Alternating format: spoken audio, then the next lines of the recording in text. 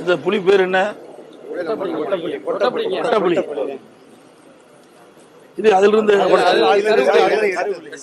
விதை எடுத்தது. இது எங்க உற்பத்தி ஆகுறது? ஏரியா மொத்த பகுதியில 15,000 ஏக்கர்.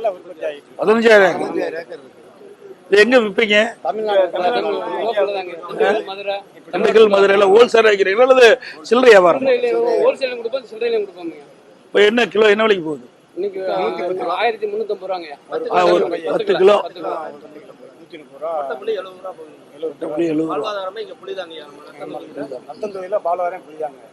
10 வருஷத்துக்கு முன்னால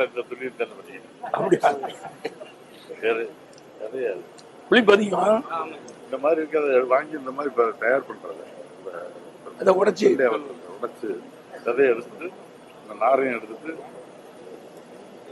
இதே அதே புளிதான். இந்த விதை இது எதுக்கு யூஸ் ஆகும், பயன்படுத்துவாங்க?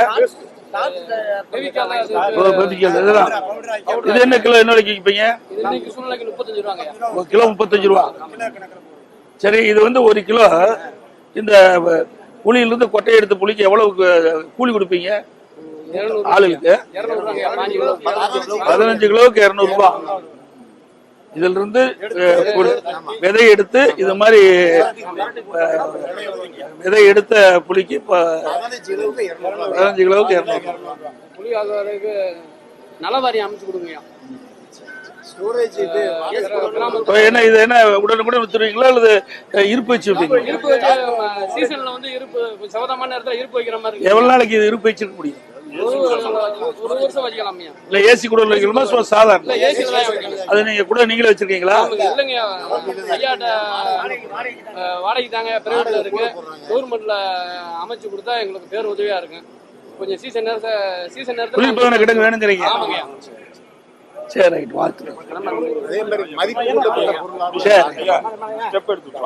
கொஞ்சம் தமிழ்நாட்டில் வந்து மா விவசாயிகளுக்காக முத குரல் கொடுத்ததுக்கு நாங்க விவசாயிகள் சார்பாக நன்றி தெரிவிக்கிறோம்.